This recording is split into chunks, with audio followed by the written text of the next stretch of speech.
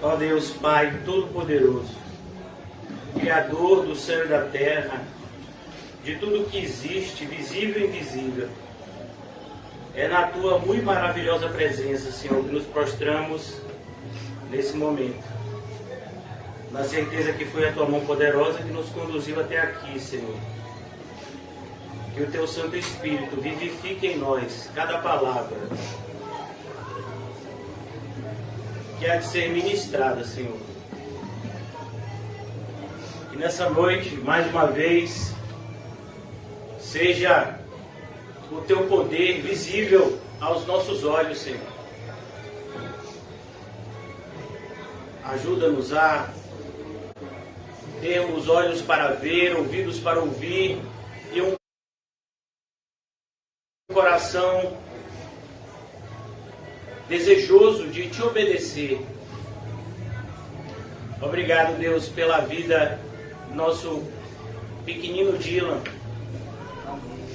Quantas vezes nos reunimos e oramos pela saúde dele, que estava tão fragilizada.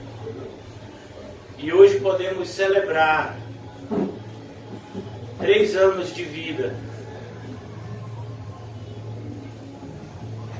Talvez na cabeça de alguns essa data não pudesse ter sido comemorada. Mas segundo a Tua boa vontade, Senhor, aquilo que para alguns médicos era impossível se tornou possível. E por isso Te agradecemos. Apresentamos a vida da nossa amada irmã Osana, ó Deus, que esteve conosco no domingo, pela Tua maravilhosa providência. Abençoa o tratamento dela, Senhor. Traz cura física à Tua filha, para que ela possa cada vez mais ser uma serva prudente e operosa como tem sido, Senhor. Abençoa, Senhor, a Tua pequena congregação que plantaste neste lugar, Senhor, para que o Teu Evangelho fosse conhecido, Senhor, nessa localidade. Uma ordem foi dada há 2000 anos atrás. E os Teus discípulos deveriam pregar o Teu Evangelho no mundo inteiro. E quando essa missão terminasse, então viria o fim. Estamos inseridos nessa missão, Senhor. Estamos desejosos de cumprir cabalmente o nosso ministério, mas encontramos em nós mesmos, Senhor, tamanha incapacidade que em alguns momentos nos desesperamos e clamamos como o apóstolo: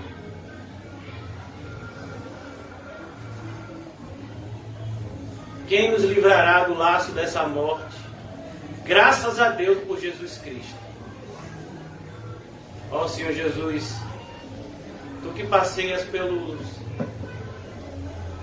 candeeiros de ouro, Tu que tem as 7 estrelas na Tua mão direita, Tu que manda a mensagem e usa o mensageiro para falar aquilo que a Tua igreja precisa ouvir. Que seja assim nessa noite, Senhor. Que venhamos a ouvir aquilo que precisamos. Ainda que venha a machucar, Senhor, o nosso ego. Ainda que venha a destruir nossas ilusões. Ó Deus, faz a Tua vontade em nós e através de nós, pois é a Tua vontade, não a nossa, que é boa, perfeita e agradável. Em nome de Jesus, amém e graças a Deus. Amém, irmãos? O título da nossa mensagem é uma palavrinha um pouco complicada de se escrever para aqueles que escrevem, mas ela está no dicionário, viu? Eu já lhe certifiquei. Autossabotagem espiritual.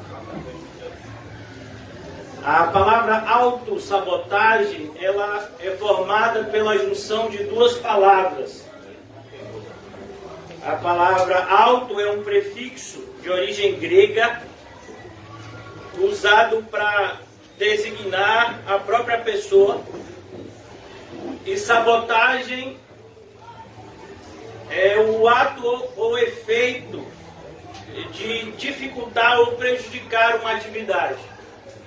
Então, autossabotagem é quando você se prejudica, é quando você faz mal a você mesmo. E é o que nós temos mais visto na igreja. Eu vou dar um exemplo assim muito claro de algo que faz parte do cotidiano, eu creio, faz parte, ou já fez do cotidiano de todos nós, que é um aluno que vai à escola e ele sabe que ele precisa tirar uma nota boa, de repente, para passar de ano, mas ele não estuda para a prova. E ele nem vai fazer a prova. E aí ele tem a expectativa de, quem sabe, ele possa passar de ano. Mas como? Ele não estudou. Ele nem foi. E a gente tem visto isso na igreja. Nós temos a Bíblia pela providência graciosa de Deus. Nós temos a Bíblia no nosso idioma, no português. Nós podemos abrir a Bíblia e ler no nosso próprio idioma.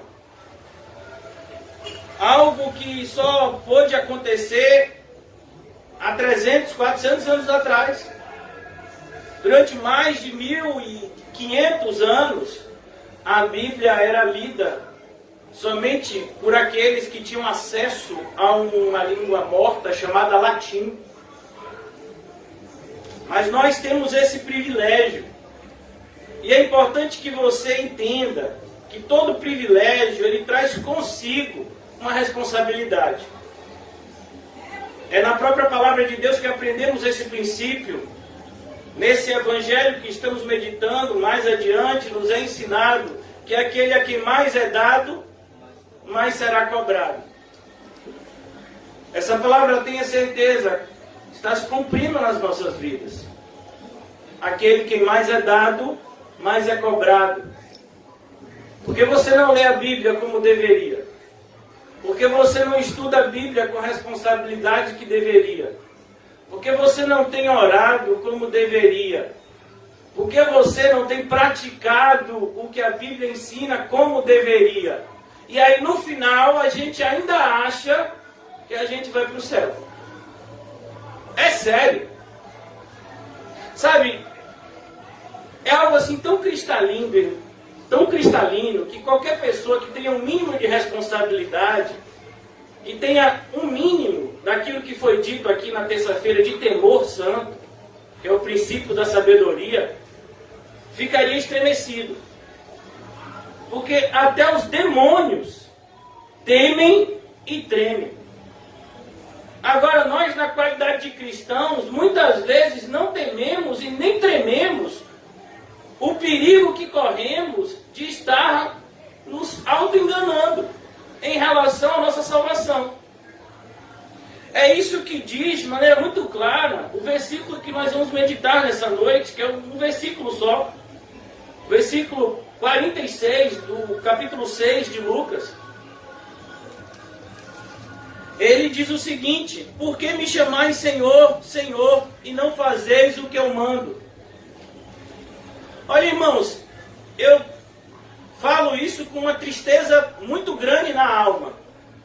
Quando eu estava vindo para cá, eu fiquei dentro do carro por alguns minutos, em espírito de oração e com a vontade muito grande de chorar.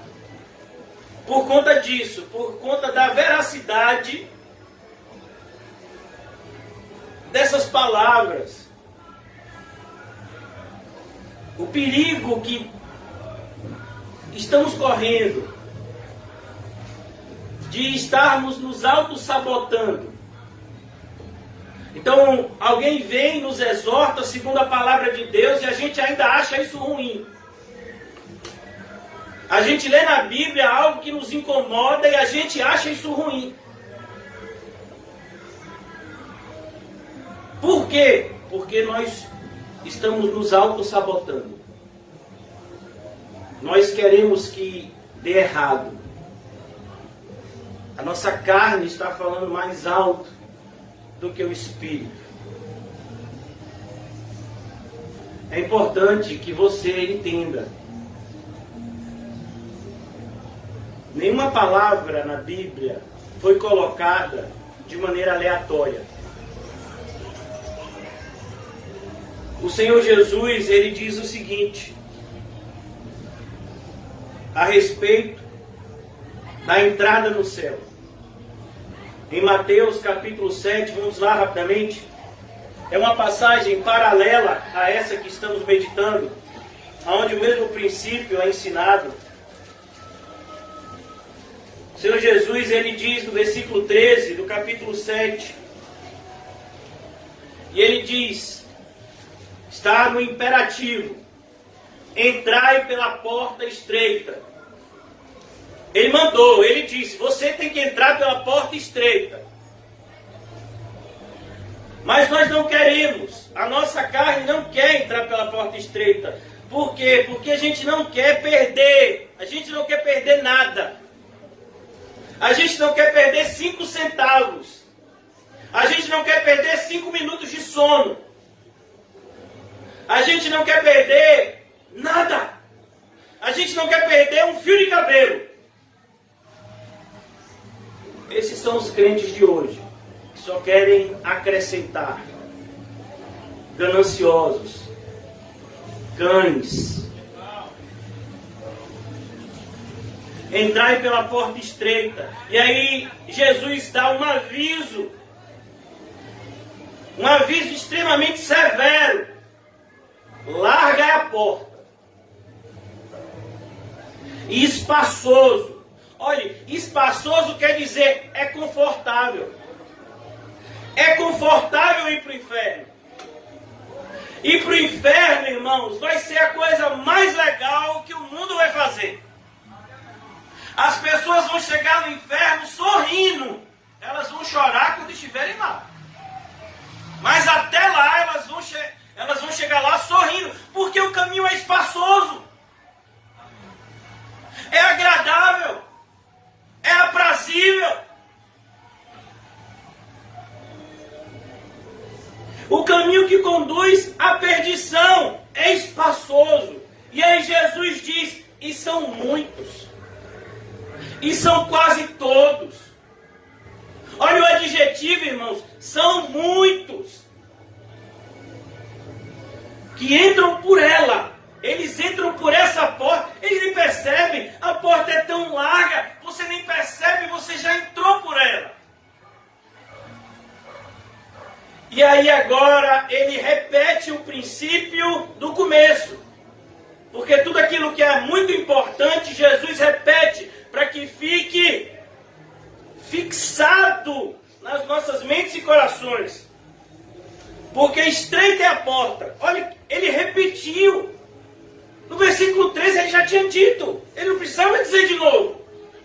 Mas ele diz, a porta que leva para o céu é estreita. A ideia é, só entra um por vez. Você não pode levar nada consigo. Você não pode levar o seu ego, o seu orgulho. Você não pode levar o seu achismo, os seus preconceitos. Você não pode. Você tem que deixar tudo do lado de fora, se você quiser entrar pela porta. Porque ela é estreita. Por isso que a primeira bem-aventurança é bem-aventurados os humildes, os pequenos. Porque eles podem entrar por essa porta estreita. Eles são pequenos aos seus olhos. Eles não se veem como grandes. São essas pessoas que no final desse evangelho de Mateus, o Senhor Jesus vai dizer, ó, vinde benditos de meu Pai, eu tive fome, eu tive sede, eu estive preso, eu estive enfermo. Senhor, nós não fizemos nada, nós somos tão pequenos. Fizeram. Eles eram pequenos aos seus próprios olhos, eles eram humildes. Desses é o reino dos céus. É assim que começa esse sermão. Porque estreita é a porta. E agora Jesus diz, e apertado. E já disse centenas de vezes, e talvez diga mais, milhares de vezes, na certeza de que muitos ainda adulterarão a palavra. Apertado aqui significa pressionado de todos os lados no original. Não é apertado no sentido de um corredor. Não, que você anda de lado. Não, apertado, essa palavra no grego significa pressionado de todos os lados. É assim que você anda pelo caminho. Esse é o caminho. É por isso que o princípio que Jesus está ensinando aqui é repetido nas cartas, tanto de Pedro quanto de Paulo. O apóstolo Pedro vai dizer porque é com dificuldade que o justo é salvo. O apóstolo Paulo, em Atos 14, 22, ele exorta os irmãos e diz, compete-nos entrar no reino dos céus depois de muitas tribulações. Esse é o princípio que segue toda a Bíblia. Apertado o caminho que conduz para a vida. Sempre a expressão vida aqui é referente à vida eterna. Aí Jesus usa um outro adjetivo. Poucos. Percebeu? Existem dois adjetivos que falam de quantidade. Quando fala de condenação, qual é o adjetivo? Muitos. Quando fala de salvação, qual é o adjetivo? Mas parece que é o contrário hoje em dia. Na igreja evangélica, a gente ouve uma doutrina que muitas pessoas não sabem, mas o nome dessa doutrina é universalismo, que é a doutrina de que todo mundo vai ser salvo. Tem gente que acredita que se uma pessoa levantar a mão e disser que aceita Jesus, é salvo. Se alguém piscar o olho e dizer que aceita Jesus, é salvo. Mas a Bíblia não ensina isso. Mas os pregadores de hoje ensinam. O Senhor Jesus vira para um dos homens mais religiosos da sua geração, que é Nicodemos. Um fariseu, não somente um fariseu, mas um dos principais fariseus, que formavam a elite religiosa do Sinédrio. E ele diz, você precisa nascer de novo, se você quiser entrar no reino dos céus. Você está do lado de fora, você está reprovado, você não está entrando, e ainda está atrapalhando aqueles que querem entrar com o seu ensino equivocado, farisaico. Você imagina isso? Então a gente lê palavras como essa, irmãos, a gente não dá devida importância. Por quê? Porque a gente está se auto-sabotando. Nós estamos criando expectativas falsas em relação à nossa própria vida. A maioria das pessoas foram enterradas essa semana no cemitério que está a poucos metros daqui. Não se enganem, não é para o céu que elas foram para o inferno. É esse princípio aqui que Jesus está dizendo. São muitos. E quem é que vai para o céu? São poucos. E esse princípio não está só aqui. Você vai para Mateus 22, Jesus diz, e muitos são chamados e poucos são os escolhidos.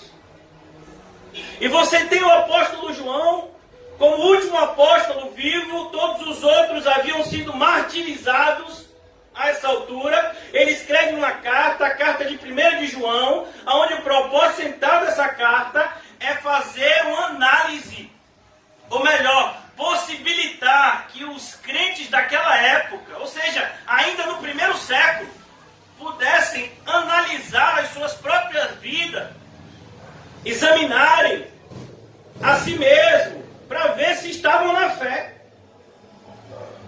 Olha o que está escrito em 1 de João, vamos abrir lá, irmãos. Minha esperança é que você pare de se auto-sabotar nessa noite.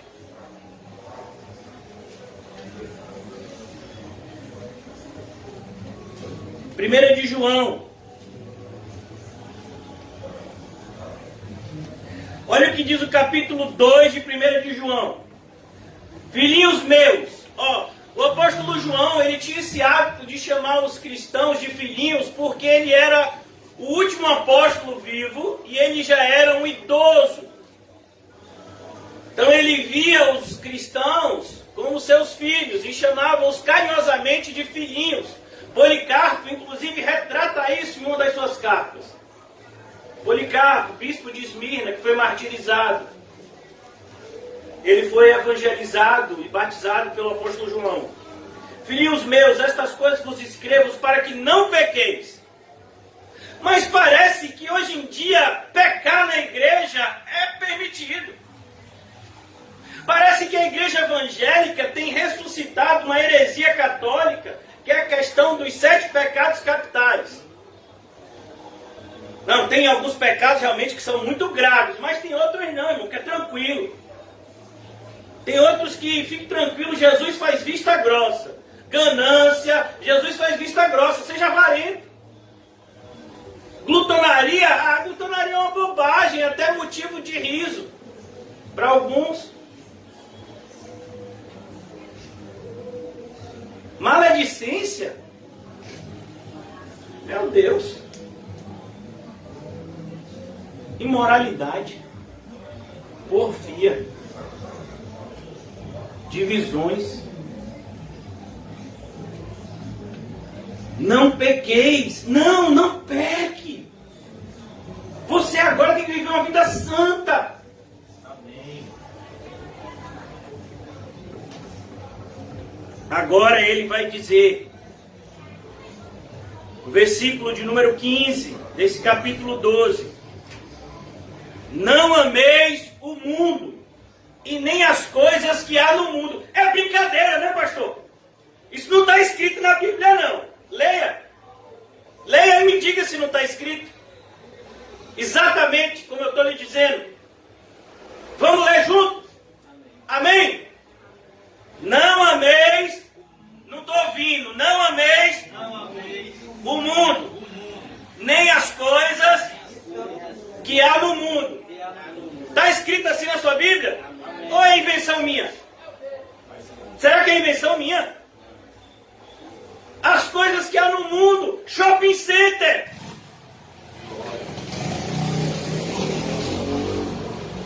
A gente ama. Parque de diversões.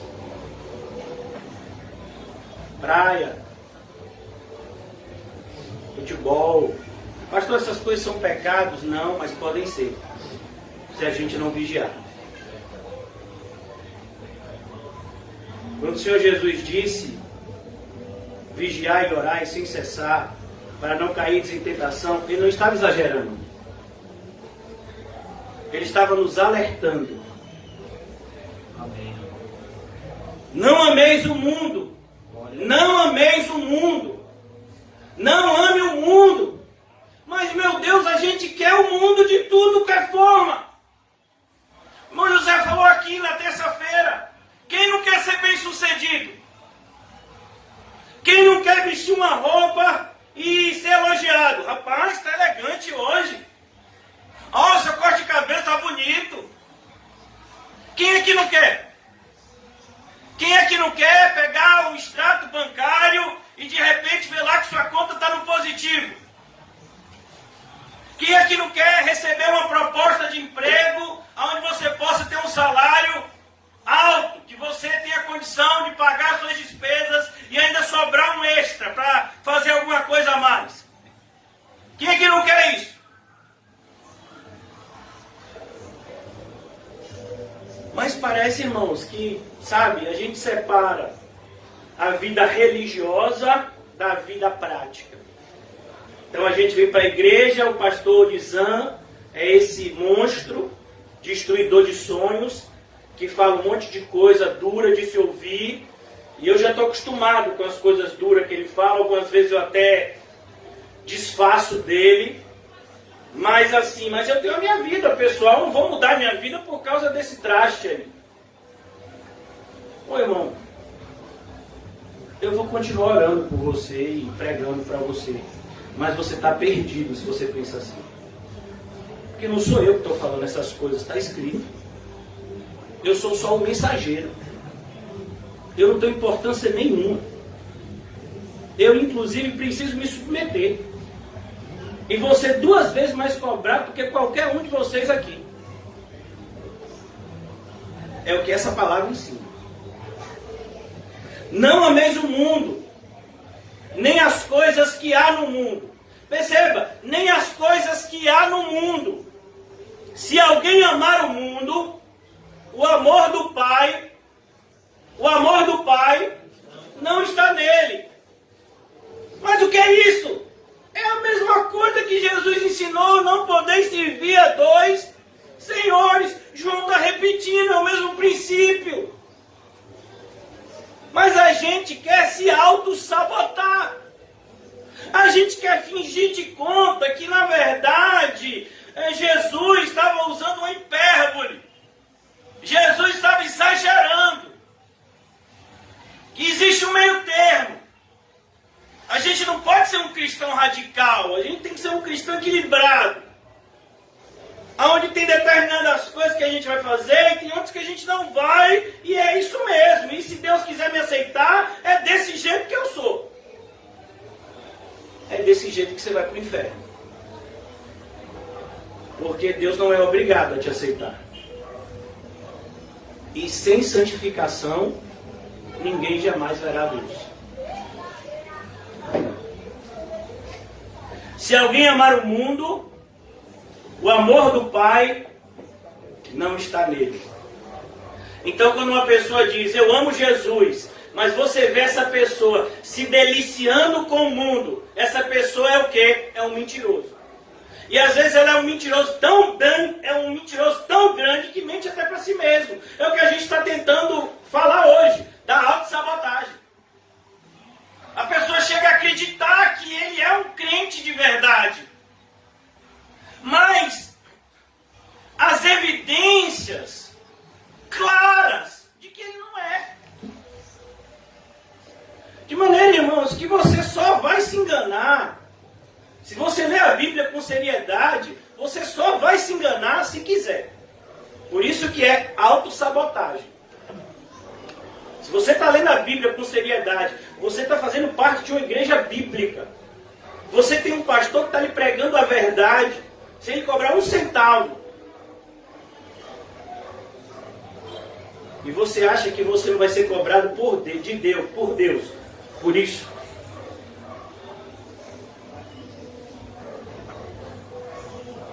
E aí, o apóstolo João diz, por que isso? Por que não se deve comer do fruto da árvore?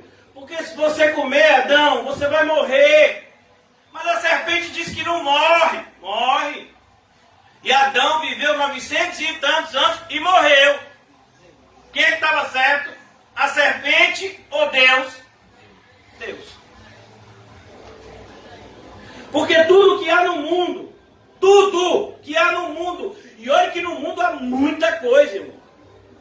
Tudo que há no mundo, a gente pode resumir em 3 classes de coisas. Tudo que há no mundo, a gente resume em 3 classes. Concupiscência da carne. A palavra concupiscência significa desejo desenfreado. Desejo. Os desejos da carne são os desejos naturais do ser humano, que eles são atiçados ainda mais pelo pecado. Vou dar um exemplo. Nós temos a necessidade de comer, amém? Mas a gente tem necessidade de comer além da conta? Não. A gente precisa comer 20 hambúrgueres, 25 fatias de pizza, 5 quilos de peito de frango, porque é proteína. Oh, Senhor Jesus. 3 quilos de feijão. Oh, Deus. Não, a gente não precisa comer isso. A gente tem que dormir, amém? Amém. Mas a gente tem que dormir o dia todo. A gente tem que dormir no horário do culto. A gente tem que dormir no trabalho. A gente tem que dormir quando está dirigindo. Então, irmãos, isso é concupiscência da carne e tantas outras coisas. Nossa carne a nossa limitação humana faz com que nós venhamos a necessitar de algumas coisas, mas não como pensamos. Por exemplo, nós pensamos que a gente precisa de dinheiro muito mais do que efetivamente precisamos. Rapaz, se eu não tiver dinheiro, eu não consigo fazer nada. Não consegue fazer nada? Quanto foi que você pagou para respirar? Aí, já lhe mostrei uma coisa que você faz sem dinheiro. Mas como é que eu vou comer? Rapaz, se você frequentar os cultos, você come aqui e não paga nada. É verdade. Então a gente pensa que precisa muito mais de dinheiro do que a gente acha que precisa. Quer ver outra coisa que a gente acha que precisa? De um telhado sobre a nossa cabeça. Pra quê? Não, eu quero ter minha casa própria. Deixa eu lhe dizer, a casa própria é um grande engano, porque nada nesse mundo aqui é seu, ainda que um papel diga que é. Não, eu tenho a escritura da minha casa. É fraude. Deus vai destruir isso tudo. Você sabia disso? Mas pastor, eu estou pagando. Uma vez eu fui dizer isso para uma pessoa, a pessoa nunca mais voltou na igreja. Que nada. Dividi minha casa em 12 anos. E o homem destrói meu sonho numa pregação, não volto nunca mais. Isso é concupiscência da carne. Concupiscência dos olhos. O que foi que aconteceu com aquele homem santo chamado Davi? Um homem segundo o coração de Deus, que enfrentou o gigante Golias, que teve a oportunidade de matar o seu inimigo, ou o inimigo dele, que se dizia seu inimigo, Saul, 2 vezes e não o fez por temor a Deus. Um homem que buscava viver na presença de Deus, que escreveu grande parte dos salmos que estão na Bíblia. O que foi que fez esse homem cair a ponto de se tornar um assassino? A concupiscência dos olhos.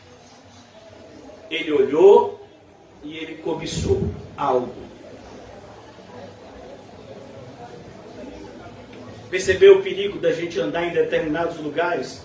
O que você acha que Jesus disse? Se o teu olho te faz pecar, arranca.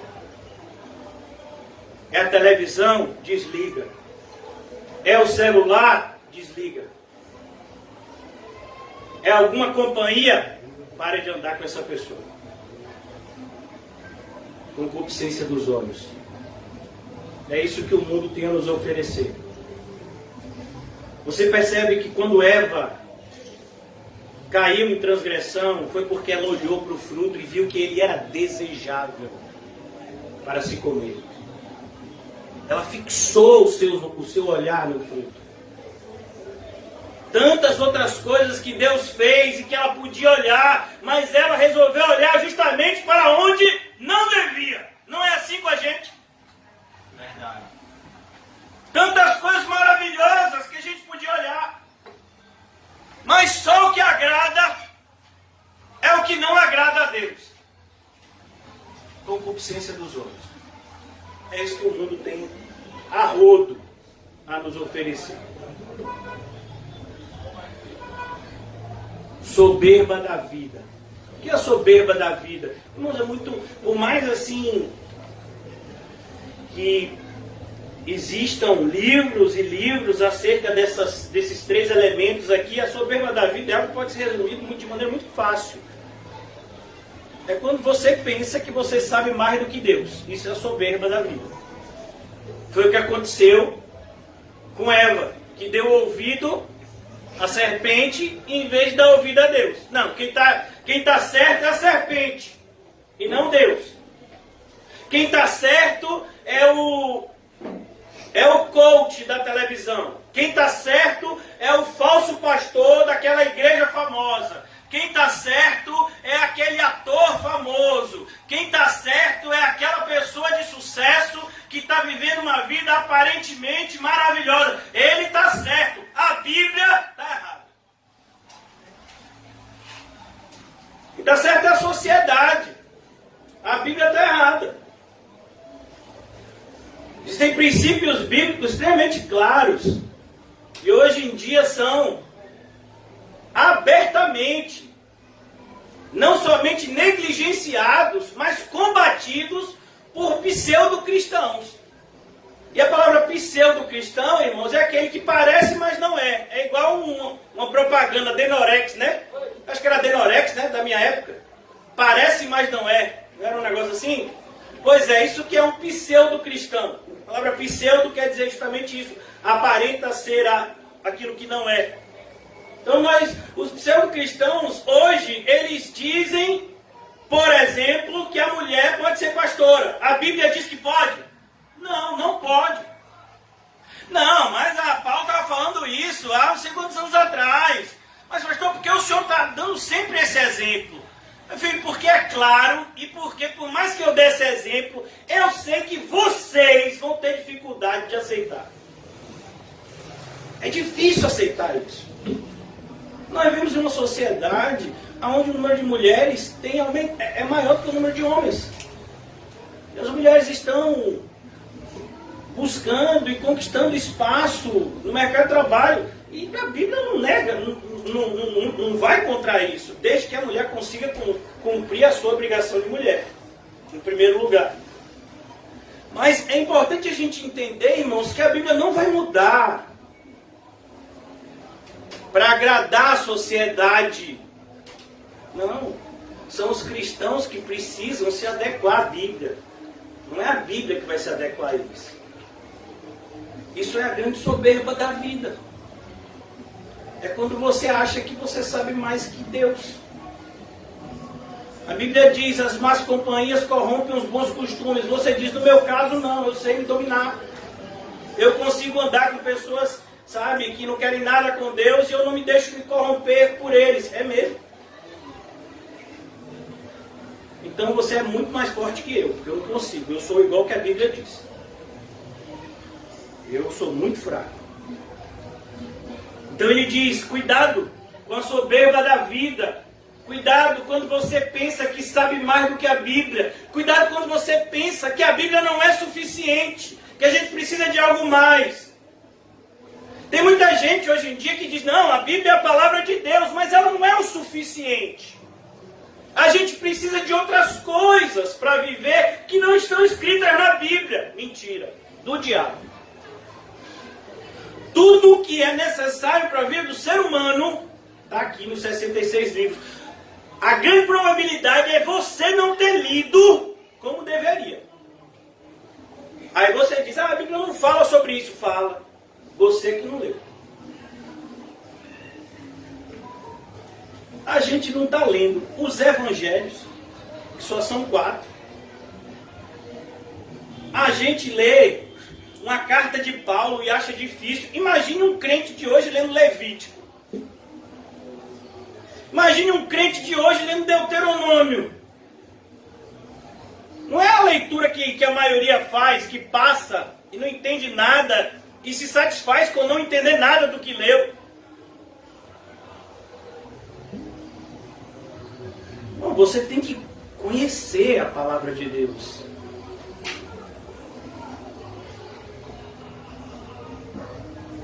Perceba, olha o que João diz. Todas essas coisas, concupiscência da carne, concupiscência dos olhos, soberba da vida, não procede do Pai, mas procede do mundo. Olha, o verbo proceder significa justamente algo que dá fruto. Então, existe aquilo que o mundo frutifica e existe aquilo que Deus frutifica, como Paulo colocou. Existem as obras da carne e existe o fruto do Espírito. É o que o apóstolo João está fazendo aqui. Ele está dizendo, tem algo que procede de Deus e tem algo que procede do mundo. Tem algo que evidencia o mundo e tem algo que evidencia Deus na sua vida. E aí é com esses parâmetros que você deve medir. Versículo 17. Ora, o mundo passa. A gente pensa que o mundo não vai se acabar. Vai. O mundo como conhecemos, ele tem fim.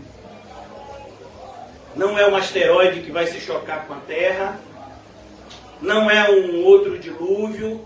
Ah, mas as calotas polares estão derretendo e a água dos oceanos vai subir. Não, não é assim que o mundo vai se acabar. José já tem nos ensinado há algumas semanas, meses, no livro do Apocalipse. E Jesus fez questão de deixar o seu povo preparado para os dias do fim. Nós já sabemos como essa história termina. E ela termina. O plano de Deus para os seres humanos aqui na Terra tem começo, meio e fim. O mundo passa. Agora a palavra de Deus, que tem muita gente que diz que é quadrada, nunca vai passar. Ah, mas essa palavra é antiga, pastor. Meu filho, a palavra de Deus, ela não pode nem ser antiga e nem nova, porque ela é eterna. O adjetivo eterno significa algo que é atemporal. Ele está fora do tempo. Então, eu e você somos temporais. Por isso, é um exemplo, Dylan faz hoje 3 anos de idade. Há 3 anos atrás, César estava na maternidade e Dylan estava saindo da barriga da mãe. E hoje, tem 3 anos que esse fato aconteceu. Por isso lembramos com carinho dessa data. O mundo passa, bem como a sua concupiscência. Olha, irmãos, eu quero dizer uma coisa. Muitas coisas que eu e você desejamos, muitas coisas que eu e você estamos às vezes dispostos a matar e morrer por elas, hoje, amanhã, não vão ter valor nenhum para a gente. Vou dar um exemplo bem visível, que eu creio que todos nós já passamos. Quando eu era criança, alguns séculos atrás, chegava perto do Natal, eu fui criado numa família católica. Chegava perto do Natal, era a época que meus pais davam presentes a gente. E aí a gente fazia a nossa listinha, né? E ficava aquela expectativa de ganhar aquele presente. E aquele presente se tornava um objeto de sonho, ou até da falta de sono. Eu ficava sem dormir, será que eu vou ganhar? Será que eu não vou ganhar? Será? Aí você ganhava aquele presente, aí você brincava com aquele presente, aí você não queria saber mais daquele presente, porque você enjoou. O ser humano é assim. Perceba, muitas coisas que a gente deu tanto valor, hoje em dia a gente olha e diz, meu Deus, como eu dei tanto valor para isso? Mas a Bíblia já tinha avisado para você não dar valor a essas coisas. Você quebrou a cara porque você quis. O mundo passa, bem como as suas concupiscências. Aquele, porém, que faz a vontade de Deus. Pastor, porque o senhor está lendo essa passagem. Mas não é, irmãos, exatamente o que a gente está estudando em Lucas 6. Vocês dizem Senhor, Senhor, mas vocês não fazem a vontade de Deus.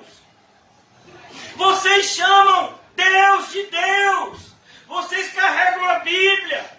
Vocês leem a Bíblia. Vocês fazem orações. Mas vocês não estão fazendo a vontade de Deus.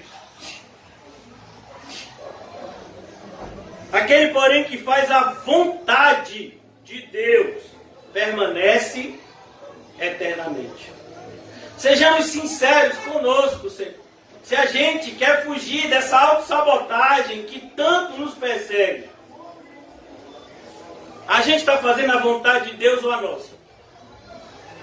Na maioria das vezes que a gente ora para ficar mais perto de Deus ou porque a gente tem necessidades que a gente quer que Deus supra. Seja honesto, irmão. Pare de ser mentiroso. Quando você lê a Bíblia porque você quer conhecer mais de Deus ou você está fazendo isso de maneira religiosa? automática.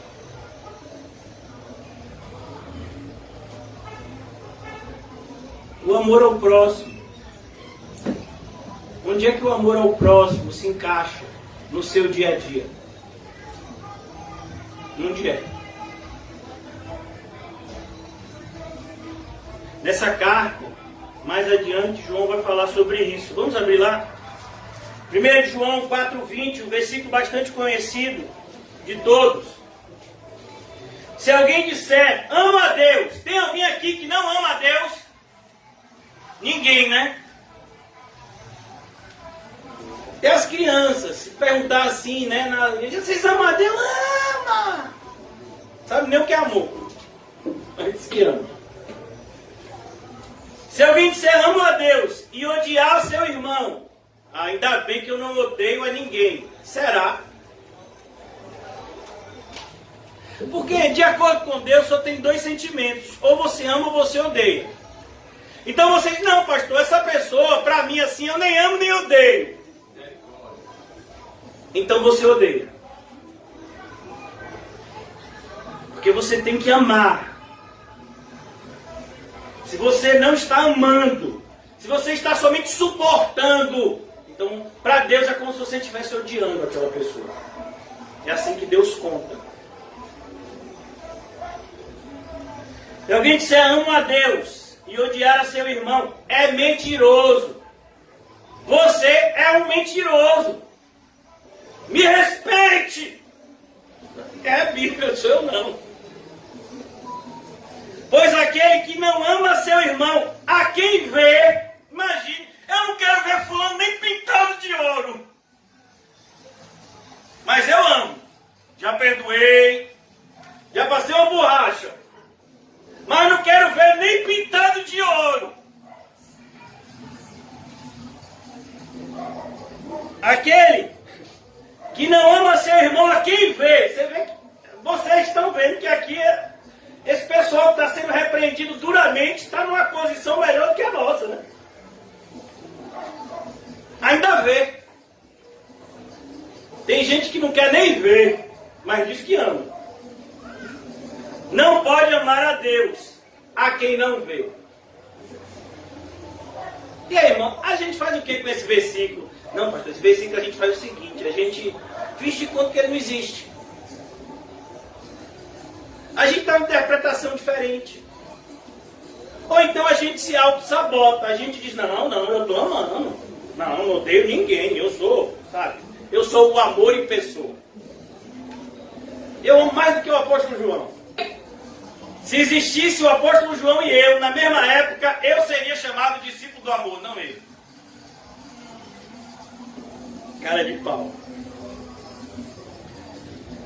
Vamos voltar um pouco ainda nessa carta. Pastor, sai dela em nome de Jesus. Mas irmão, a gente ainda está na introdução. Aleluia. Agora é a prova definitiva. Agora, irmãos, ou vai ou racha. 1 de João 3,7. Abra aí, em nome de Jesus, alma, corpo e espírito. 1 de João 3,7. Eu gostaria que vocês meditassem nisso hoje. Eu vou fazer. Amém. Filhinhos, não vos deixei enganar por ninguém. Você sabia que ninguém inclui você? Ele está dizendo, não se deixe enganar por ninguém, nem por você mesmo, viu? Porque você vai tentar se enganar. Você vai tentar se sabotar. Você vai tentar produzir em você mesmo uma falsa sensação de salvação e santidade. Não se deixe enganar por ninguém, nem por você. Quando você tentar se enganar, repreenda a si mesmo. Filhinhos, não se deixe enganar. Aquele que pratica a justiça é justo. Assim como ele é justo. Ele está falando de quem aqui? Quem é ele? Cristo, Jesus. Ele é o nosso referencial. Sempre foi. Então o nosso referencial é Cristo. João está dizendo, olha, a gente tem que andar como ele andou. A gente tem que agir como ele agiu. A gente tem que pensar como ele externalizou que pensava.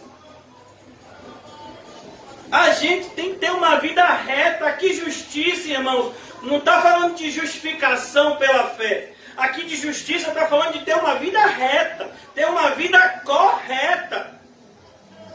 Aos olhos de Deus e aos olhos do mundo. Aquele que roubava, não roube mais. Antes trabalhe para ter como que acudir o necessitado. Percebeu? Não é trabalhar para juntar para si. Não! É trabalhar para mostrar que agora tudo que você acumular nesse mundo vai ser para a glória de Deus. E para a satisfação da vontade dele, não para a sua autossatisfação.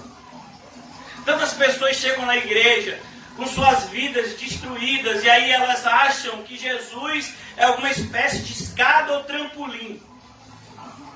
Não, eu estou no lixo, sabe, eu perdi tudo e eu quero me reerguer, eu quero, sabe, a minha dignidade, eu quero voltar, eu quero reconstruir. Oh, meu filho, você está no lugar errado. Aqui não é para isso não. Aqui é para você ser uma nova criatura. As coisas que você desejava antes, não é para você desejar mais. As coisas que você sonhava antes, não é para você sonhar mais. Você é uma nova criatura. Ah não, mas tem igrejas que dizem que eu posso sair do lixo para o luxo. Meu filho, aí tem uma parte dessa carta que fala, são os chamados falsos mestres. Eles vão falar isso, mas não é bíblico. Filhinhos, você precisa viver uma vida reta. Versículo 8. Aquele que pratica o pecado procede do diabo. Você sabia que hoje o diabo esteve do seu lado e ele deu risada por algumas coisas que você fez? Eu sei disso. Por que eu sei? Porque Deus me mostrou. Muitos de vocês aqui, Satanás esteve ao lado de vocês dando risada de ações que vocês fizeram conscientemente, sabendo que desagradava a Deus. Pastor, mas isso é muito sério. É. E por que você não pensou que era sério na hora que você estava fazendo e falando? Percebeu, irmãos? Quando a gente fala aqui no púlpito, mas aí quando a gente sai e pratica do lado de fora, parece que não tem peso nenhum, não tem importância nenhuma. Sabe como é que a Bíblia chama esse tipo de atitude? Hipócrita. Na igreja, fora da igreja, pode tudo. Que é isso? Envergonhando o nome de Jesus. Amém. Aquele que pratica o pecado procede do diabo, não se engane. Quando você está agradando a sua carne, não é Cristo que está se alegrando, é o diabo. Não, pastor, o diabo não encosta mais em mim, eu sou de Deus. É mesmo. Me diga como você viveu o dia de hoje. Me diga o que é que tem passado na sua mente, e aí eu digo se você é de Deus ou não. Pastor, com que autoridade você vai dizer isso? Com a daqui, com a desse livro. É a que eu julgo os meus pensamentos e as intenções do meu coração, como está escrito em Hebreus 4:12. É a palavra de Deus, é o único instrumento apto para isso. Para nos julgar, pois é por ela que todos seremos julgados. Aquele que pratica o pecado procede do diabo. Então não se engane, irmãos. Se você está vivendo em pecado, você é do diabo. Tem muita gente que não entende. 1 Coríntios capítulo 5, quando o apóstolo Paulo diz, eu entrego você a Satanás. O apóstolo Paulo, ele só formalizou algo que já estava acontecendo no mundo espiritual. Aquele jovem que estava vivendo em pecado, ele já estava na mão do diabo. O apóstolo Paulo apenas formalizou isso para a igreja saber. existem determinadas coisas que podem acontecer no nosso meio. E a pessoa está fazendo isso abertamente. Porque é do diabo.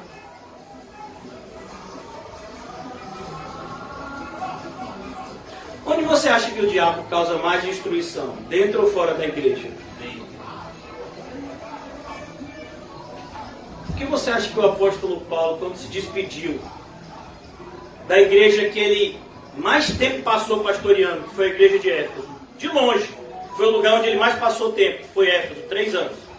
Ele, ao se despedir dessa igreja, dizendo: olha, eu não vou ver mais vocês, o Espírito já me revelou isso, mas eu quero advertir aos pastores. Éfeso era uma grande cidade, com certeza deveria existir várias congregações. Naquela época já existia mais de 200 mil habitantes em Éfeso, segundo dizem alguns historiadores. O apóstolo Paulo se reuniu somente com os líderes e disse para eles: olha, dentro da própria igreja se levantarão pessoas dizendo coisas pervertidas com o propósito de levar os irmãos atrás de si. Tentarão entrar na igreja lobos devoradores. Vocês, pastores, prestem atenção e protejam o rebanho de Deus.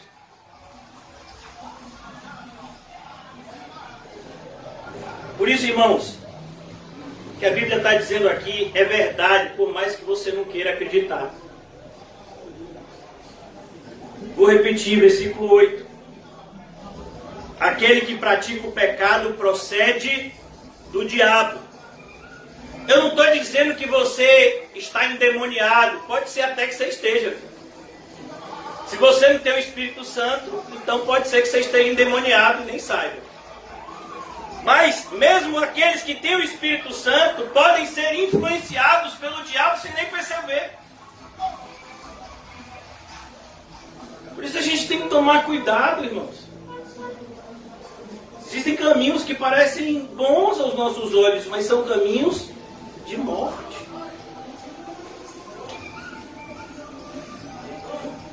Aquele que pratica o pecado procede do diabo, porque o diabo vive pecando desde o princípio. O irmão José já contou pra gente como foi que aconteceu.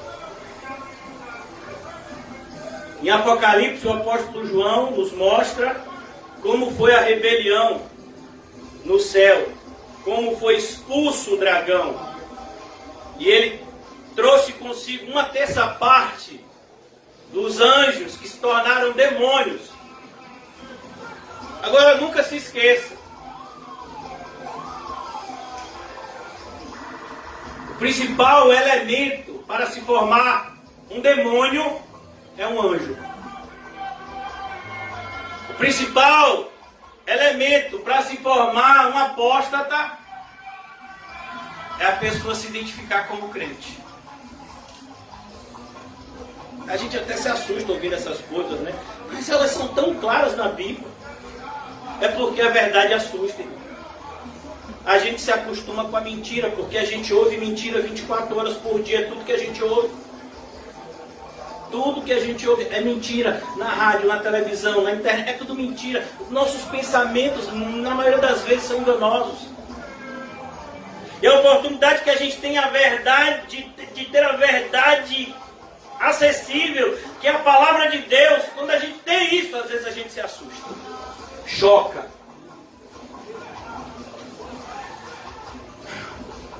Para isso se manifestou o Filho de Deus. Quem é o Filho de Deus? Quem é o Filho de Deus? Quem é o Filho de Deus? Jesus! Manifestar, irmãos, é uma palavra muito bonita. Significa algo que já estava lá, mas ninguém estava vendo. E aí de repente ele aparece. E aí de repente ele se revela. Ele se mostra. Ele já estava lá, só que as pessoas não conseguiam ver. Mas aí ele se manifestou. Ele se apresentou de maneira visível. Por isso que no início do Evangelho de João, nós lemos, e no princípio era o Verbo, e o Verbo estava com Deus, e o Verbo era Deus.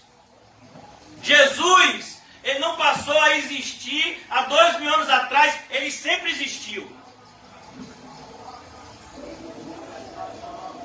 Para isso se manifestou o Filho de Deus, para destruir as obras do diabo. Oh, aleluia! Mas é só aleluia se realmente isso for verdade na sua vida. A grande evidência, irmãos, que nós somos de Deus é porque lutamos incessantemente contra o pecado.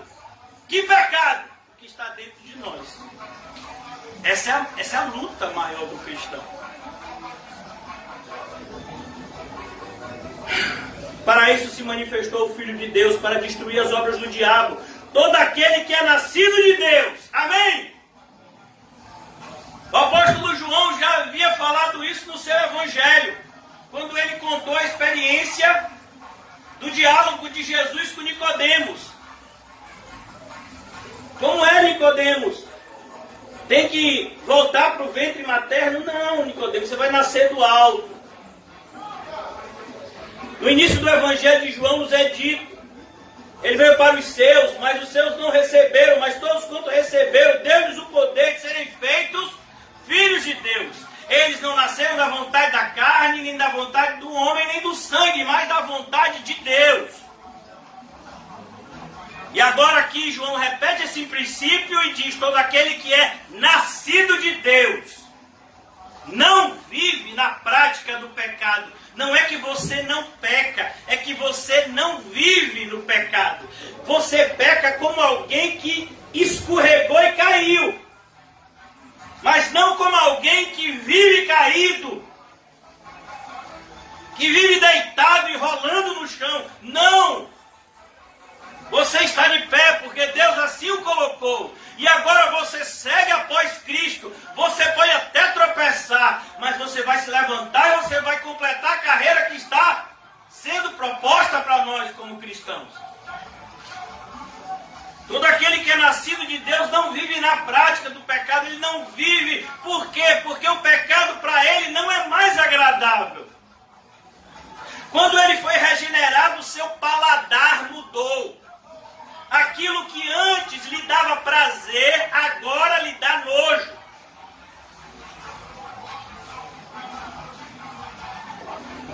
Pois o que permanece nele é a divina semente. Não é bonito isso? Divina semente, irmãos, é uma referência ao Espírito Santo em nós. Então aquilo que antes você sentia alegria, olha, eu passei alguém para trás. Eu peguei uma coisa que valia 100 e vendi por R$1.000. Olha, aquela pessoa ali, ó, ela me deu agora R$900. Eu podia ter vendido por 200, mas eu enganei aquele bobo. Eu agora tenho R$900. Isso que antes te dava prazer, agora te deixa envergonhado. Meu Deus, como eu sou uma pessoa avarenta, mentirosa. O valor real era 200. Eu enganei aquela pessoa e ela me pagou muito mais do que devia. Os jovens são ensinados de que namorar é uma atitude normal. Não, não é.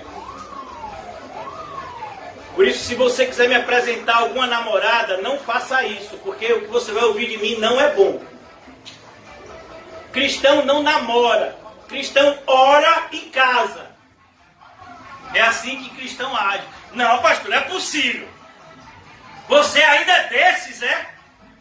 Por quê? Quais são aqueles que não estão aqui? Irmãos, você fica assustado. Eu conheço alguns jovens que já namoraram 4 meninas na mesma igreja. E meninas que já namoraram 2, 3 jovens na mesma igreja. E que ninguém vê nada de mal nisso. É a juventude. Que juventude o que, rapaz? Se respeite. E dá pra fazer essas coisas no mundo? É no mundo. Na igreja não. A igreja é santa. Se você quiser pecar, peque. Mas não vai ser com a nossa conivência. Muito pelo contrário, vai ser com a nossa repreensão. Para que naquele grande dia, o sangue do pecador não esteja em nossas mãos. Porque a gente repreendeu. Ah, eu estou namorando. Namorando? E pode.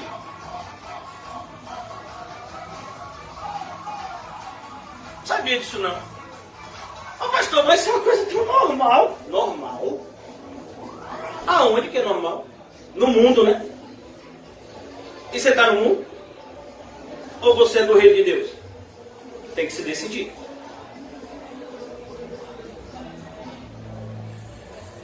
Por essas e outras que tantas pessoas saíram da igreja. Só por isso, pastor, porque não pode namorar. Vai dizer isso para alguém que não pode namorar. Para você ver se a pessoa fica na igreja com desejo lascívio dentro dela. Tem gente, inclusive, que diz, pastor, eu quero visitar outras igrejas, porque aqui na congregação não tem gente assim, sabe, para eu namorar. Eu digo, saia dele, em nome de Jesus, demônio.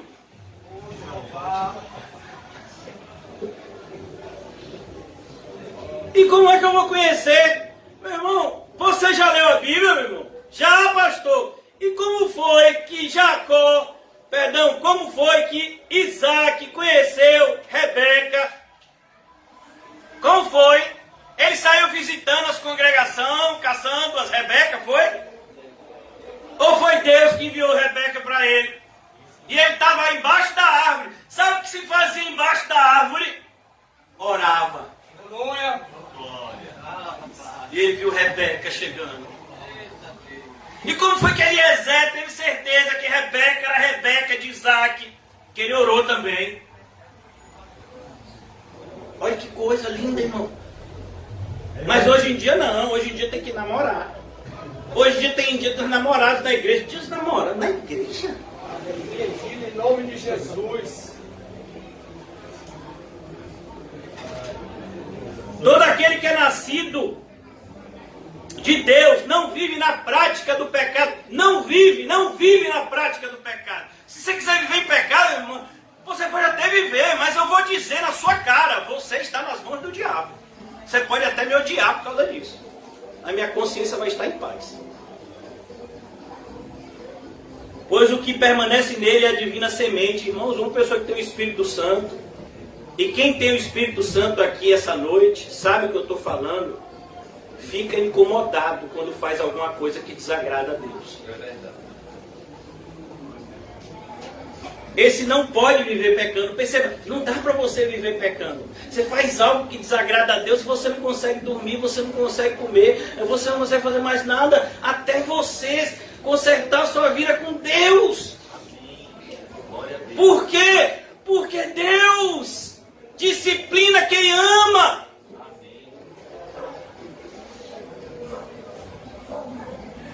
Ora, esse não pode viver pecando porque é nascido de Deus. Olha quantas vezes ele repete a expressão, nascido de Deus. Nascido de Deus. Nisto são manifestos. Olha que coisa. Assim como o Filho de Deus, Cristo Jesus, se manifestou, você e eu também temos que nos manifestar, irmão. Esse negócio de crente, agente secreto, não existe não. Você foi chamado para ser luz. Você tem que fazer a diferença.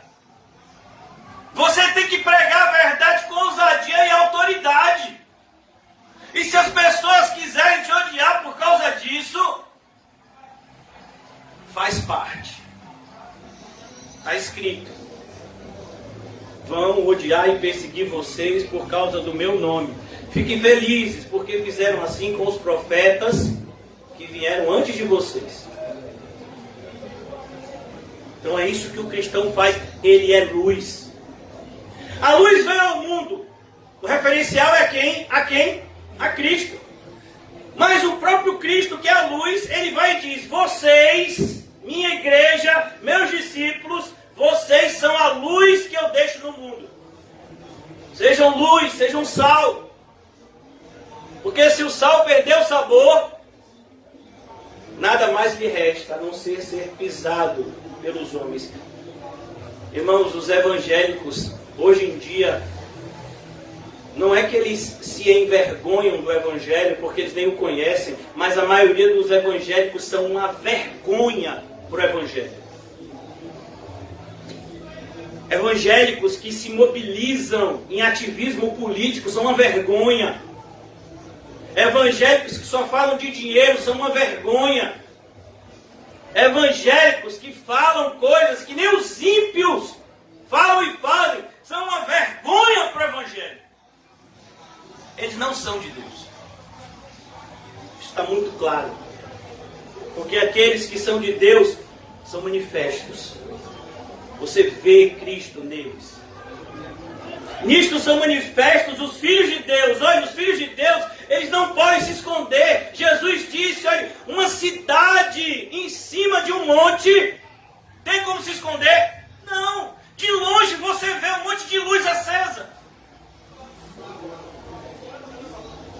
Nisto são manifestos os filhos de Deus e os filhos do diabo. Então Jesus diz, olha, no meio da igreja, à medida que o tempo passe, à medida que aqueles que entraram pela porta da igreja, a porta física da igreja, alguns até se batizaram, à medida que eles passam tempo na igreja, vai ficando evidente. O apóstolo João não está escrevendo essa carta para as pessoas de fora, mas para as pessoas de dentro. Então, à medida que você vai tendo tempo na igreja, vai ficando evidente se você é de Deus ou do diabo.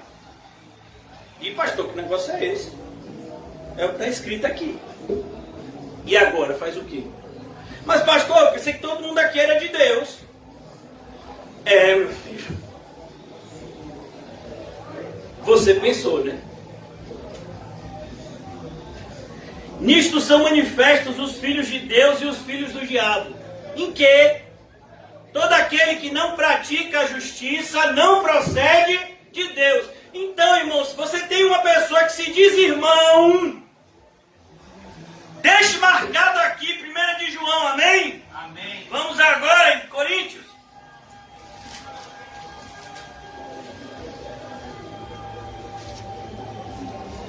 1 de Coríntios, capítulo 6.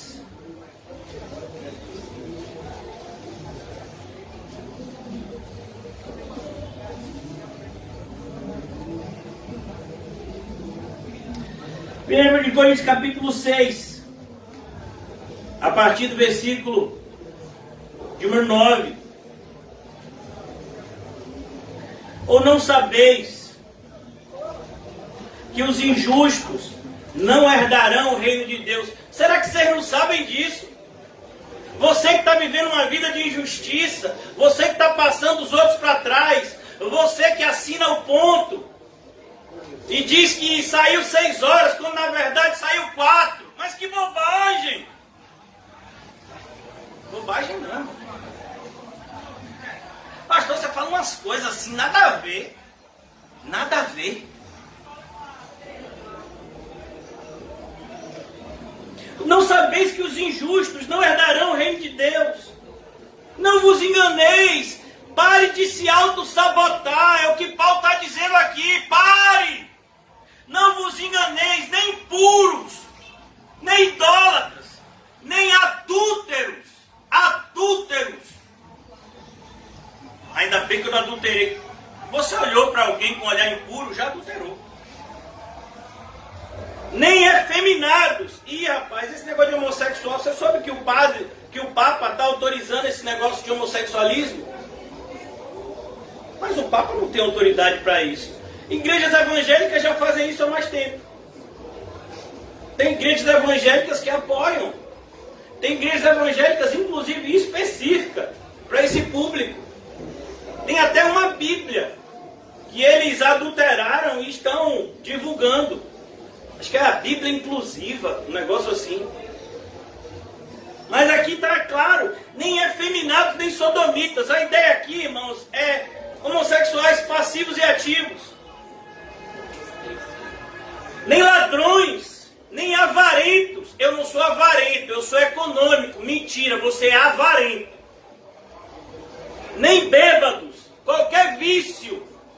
O bêbado aqui é simplesmente, irmãos, a evidência de um vício. Uma pessoa que é viciada em alguma coisa, significa que aquela coisa que ele é viciado é o Deus dela. Nem maldizentes. Ih, rapaz, mas eu gosto de falar mal dos outros. Você vai fazer muito isso no inferno. No céu não. Nem maldizentes, nem roubadores. Qual é a diferença do roubador para o ladrão? Ladrão é aquele que usa violência. O roubador é aquele que usa esperteza. Como diria um irmão nosso, é o vacilista. É o descuidista. Você vê alguma coisa que não é sua na rua e pega. Sabe aqueles 10 reais que você achou na rua que não era seu? Pois é, você roubou. Não, pastor, não roubei não. Era seu? Não era. E por que você pegou? É como, por exemplo, irmão, você vê um carro aberto com a chave na ignição. Você vai entrar, pegar e sair dirigindo? Por que não? Tá lá, tá ligado, tá aberto, tá com a chave na ignição. Foi Deus que mandou pra você, receba! Depois é só a polícia atrás de você. Que foi? Não, eu pensei que o carro era pra mim, tava lá aberto e ligado na minha porta, buzinando, me chamando, venha, venha. Herdarão o reino de Deus, tais fostes alguns de vós, mas vós vos lavastes, mas foi santificado, mas foi justificados, em nome do Senhor Jesus Cristo e no Espírito do nosso Deus. Será que essa santificação de fato ocorreu na nossa vida, irmãos? Será?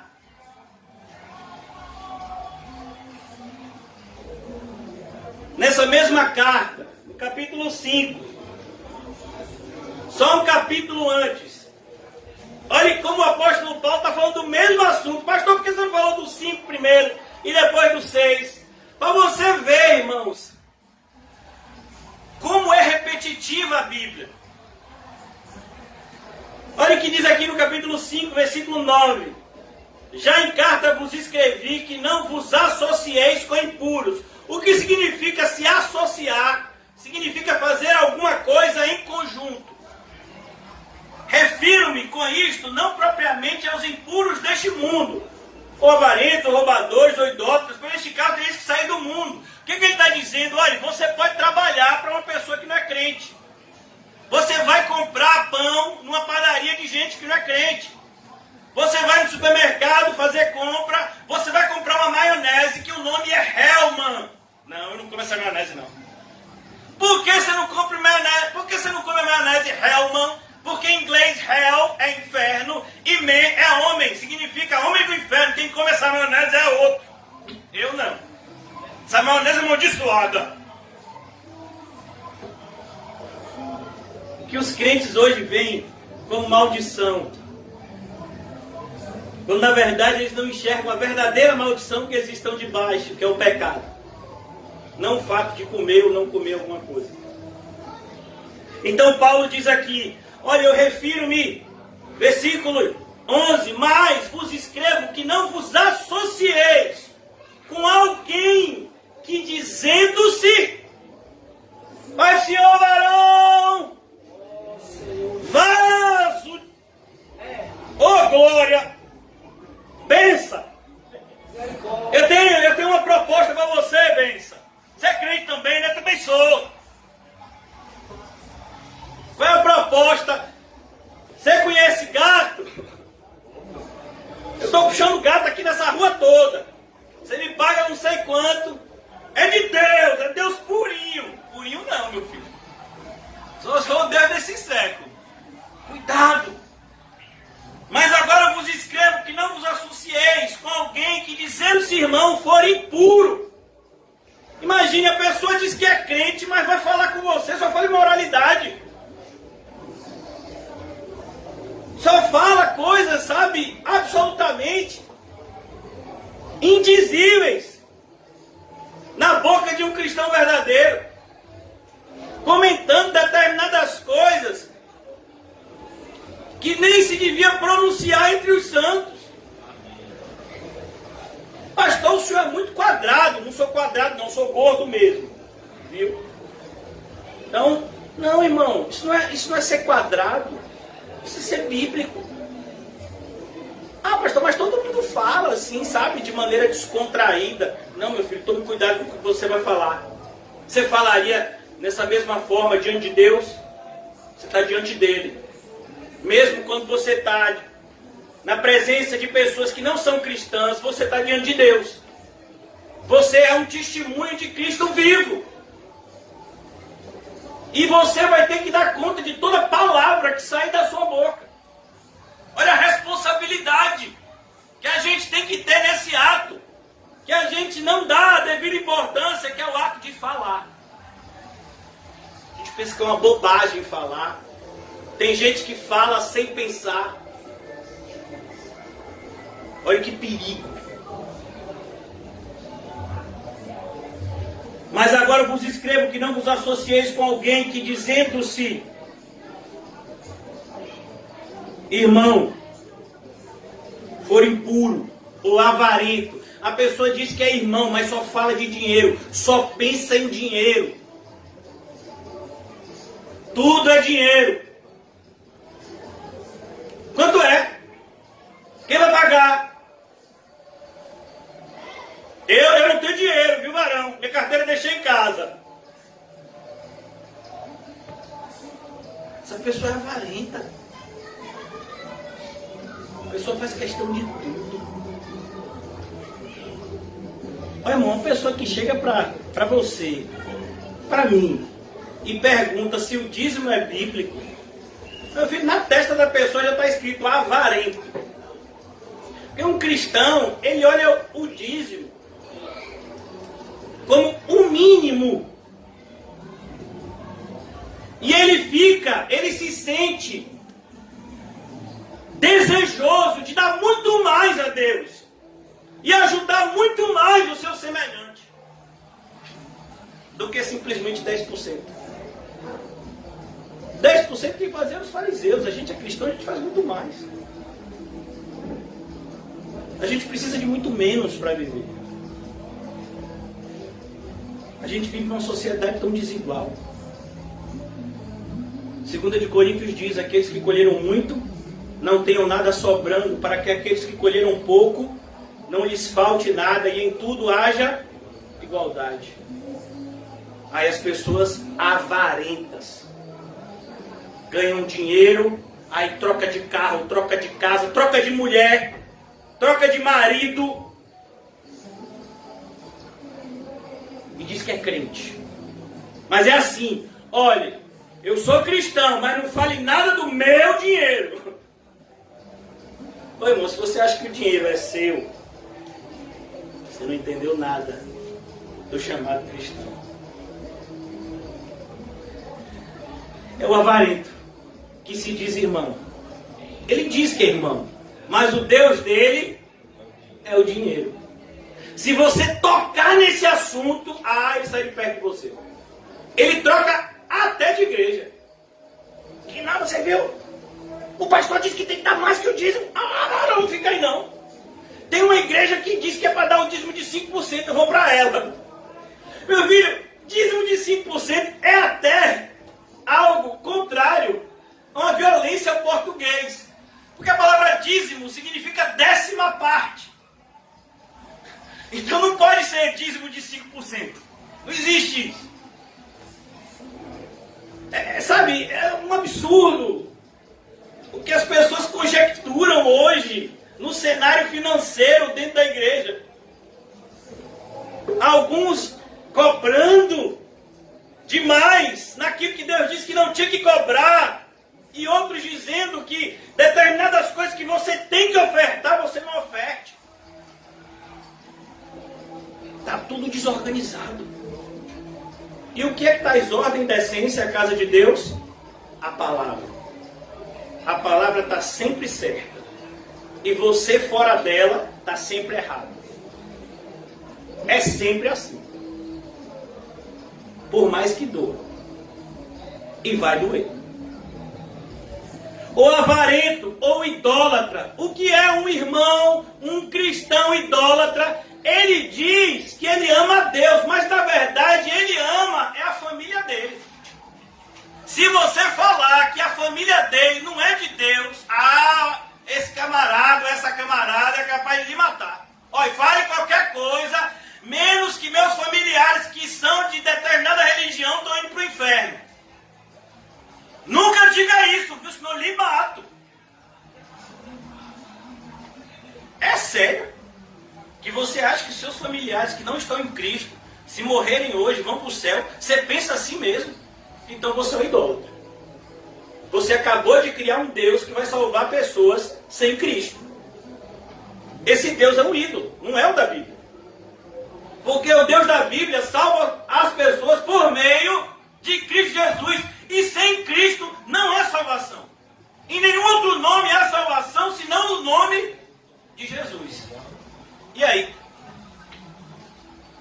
Tem gente, meu filho, que se você falar do cachorro, da cadela, do gato, do papagaio, meu filho. Se você falar do time de futebol, do partido político, então essas pessoas já revelaram quais são os seus deuses. Deus é aquilo que está em primeiro lugar na sua vida. Quem dera Jesus estivesse de fato em primeiro lugar nas nossas vidas. Isso é o correto, isso deveria ser o correto. Mas na grande maioria das vezes não é assim. E aí existem pessoas no meio cristão que são idólatras. Eles fabricaram seus próprios deuses. Como Raquel. Quando Raquel fugiu da casa do seu pai Labão, junto com Jacó, ela levou o quê? Os ídolos. E ela ainda mentiu, dizendo que não tinha levado. Tem muita gente que está fazendo como Raquel. Está querendo andar pelo caminho do Deus de Jacó, mas trazendo os ídolos de Labão. Só por segurança. Pastor, eu não acredito nessas coisas assim, mas todo 31 pro primeiro eu passo de branco. É o quê, irmão? Pastor, é uma coisa assim, sabe? Não, eu não sei como é. É porque assim, eu acho que é uma coisa assim que fala de paz. Então você é do candomblé. Eu não, eu sou crente. E desde quando o cor fala alguma coisa pra você? A única cor que devia dizer alguma coisa pra você era o sangue vermelho de Jesus, que devia estar sobre a sua face, espiritualmente falando. Então cuidado, irmãos, tantas pessoas estão no nosso meio e são idólatras. Pessoas que falam de um Deus que não é o da Bíblia, nas igrejas que se dizem evangélicas. Ô maldizente, a pessoa diz que é crente, senta do seu lado só para falar mal do pastor. E aí, meu filho? Será que essa pessoa é crente mesmo? Olha, você sabia que é tão sério que a Bíblia diz, se você for falar alguma coisa contra o líder da igreja, tem que ter 2 testemunhas para falar junto com você. É sério isso. A gente acha que as coisas são banais, né? Cuidado, irmãos, ó. É um livro. Está sendo escrito tudo. Eu e você fazemos e deixamos de fazer. Você falando mal das pessoas que você devia estar ajudando, mas você diz que é crente.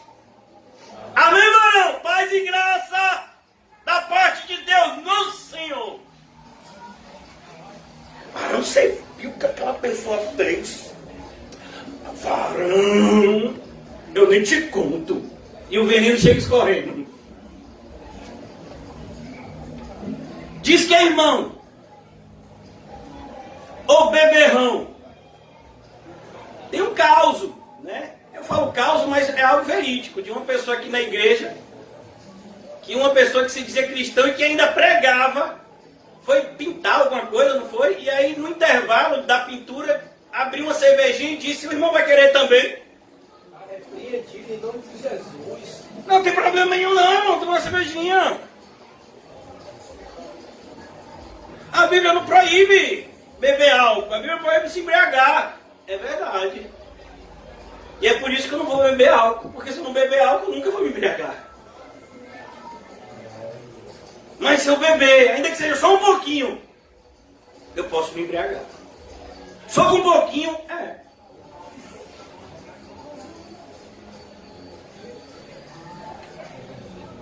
O maldizente, o beberrão, ou roubador. Ó, a pessoa vai conversar com você a respeito de coisas que ela ganhou dos outros de maneira ilícita.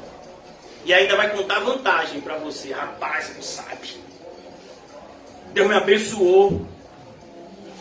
Achei uma carteira, carteira de fulano de tal.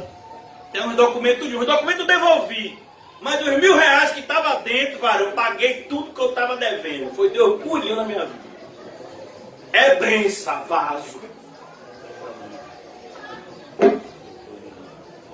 Roubador. E diz que é irmão.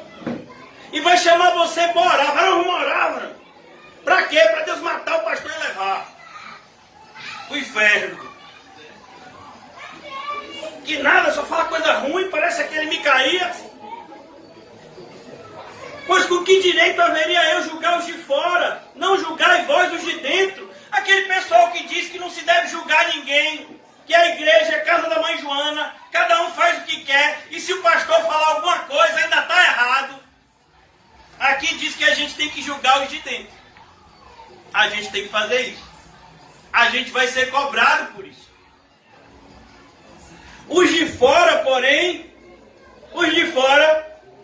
Deus julgará. Expulsai, pois, de entre vós o malfeitor. Pode chegar a esse extremo. Se alguém estiver fazendo mal à congregação a esse nível, tem que ser feito. Mas se a gente falar isso aqui hoje em dia, meu filho, é loucura. Agora eu quero concluir, irmãos, por causa do horário, se Deus permitir, a gente vai continuar. Até porque esse assunto, eu creio que nós precisamos ouvir um pouco mais a respeito dele. Se Deus permitir, domingo vamos continuar nesse ponto. E eu quero concluir nessa noite, lendo o versículo que a gente iniciou a exposição. E o título, Autossabotagem Espiritual. Por que chamais, Senhor, Senhor, e não fazeis o que eu mando?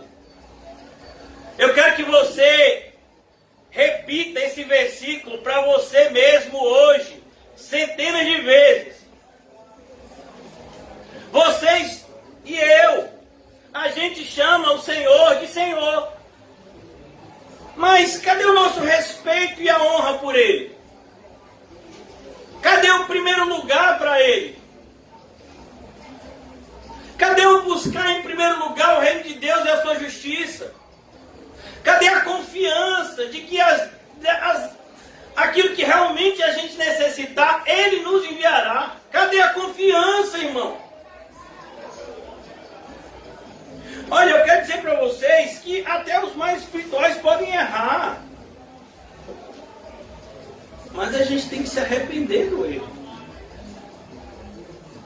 O próprio profeta Elias errou.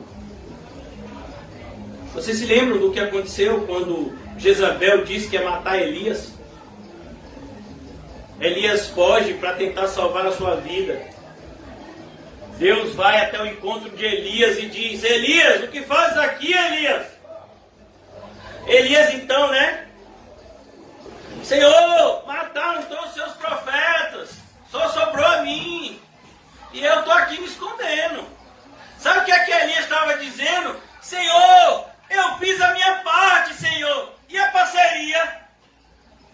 Eu fiz a minha parte, Senhor, mas o Senhor não fez a sua. Porque Jezabel ainda está viva, Acabe ainda está vivo, e eu é que estou correndo risco de vida. O Senhor acha isso certo, Deus?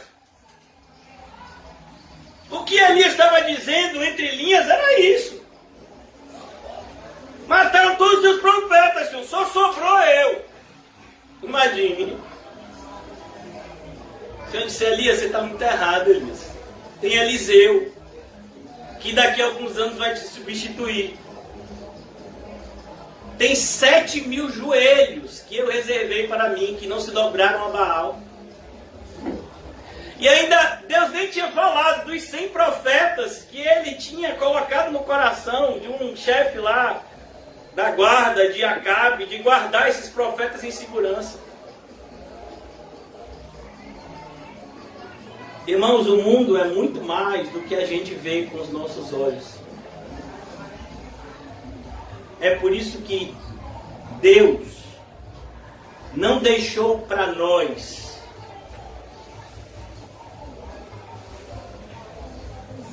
a missão de definir o que é fé.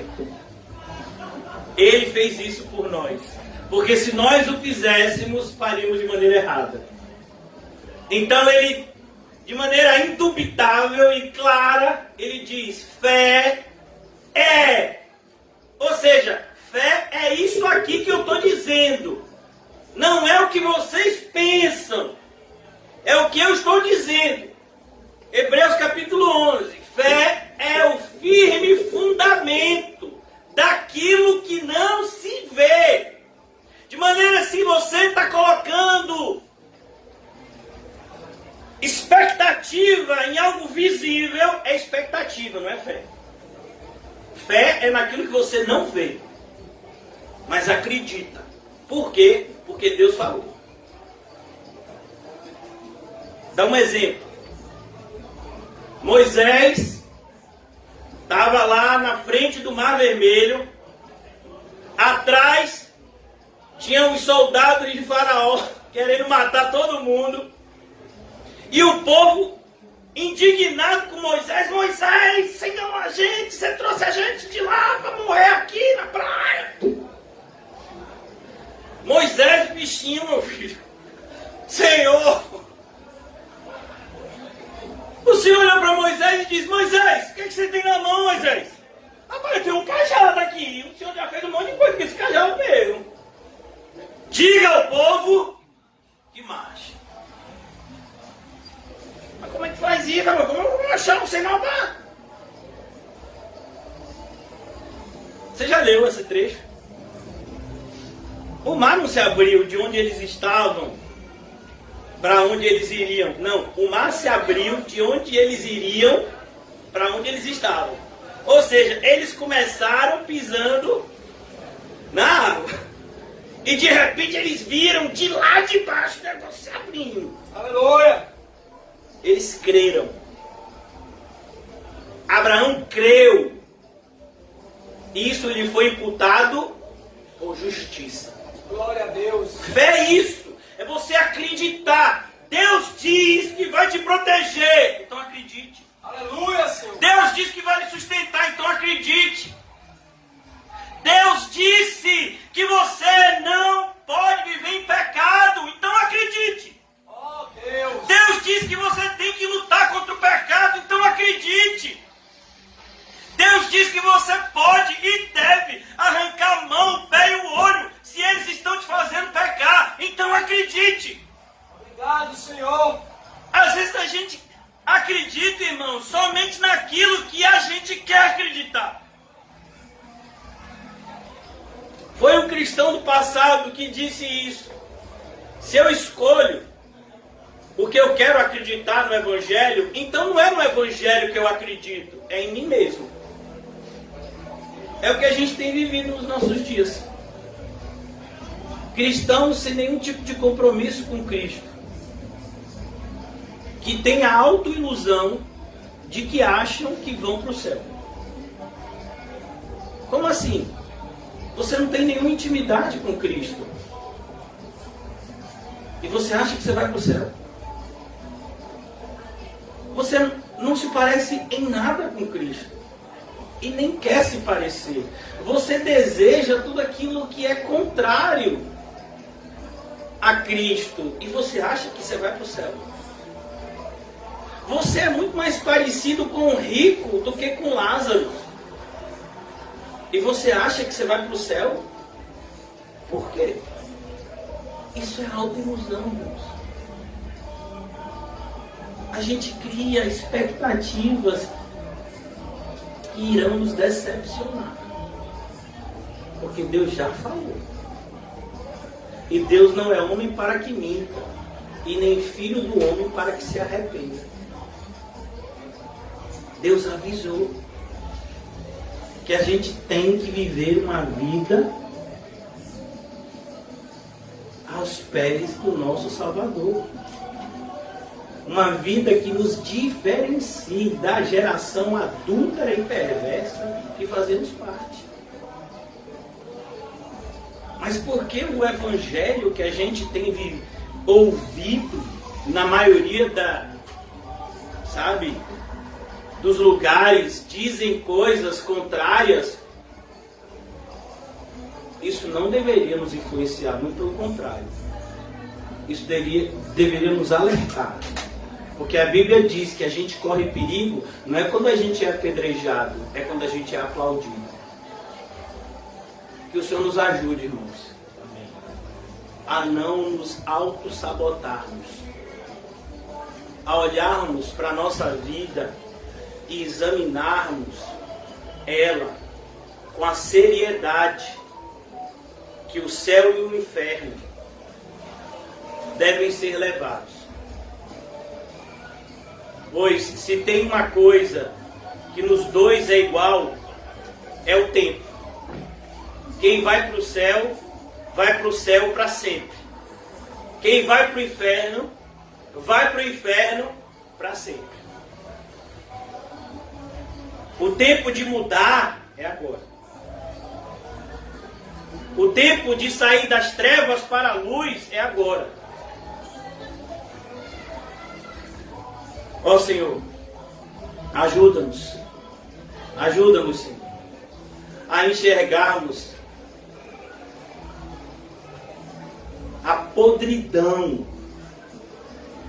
o lamaçal que estamos rodeados. Nos mostra, Senhor, que não somos mais porcos, não somos mais cães, mas somos ovelhas do bom pastor. Por isso nos ajuda, Senhor Jesus, a vivermos como tais. Senhor Jesus, dai-nos a graça de ouvirmos a Tua voz diariamente a segui-la.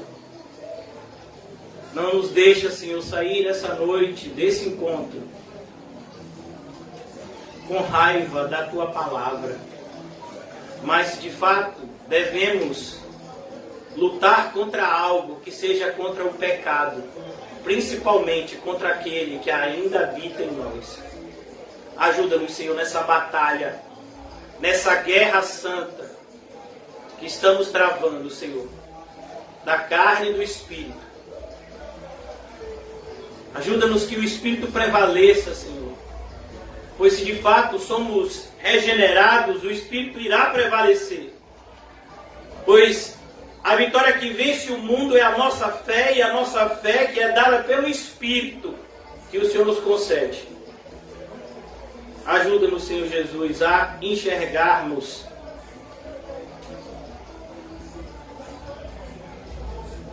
o pecado que tão de perto nos assedia, para que venhamos nos afastar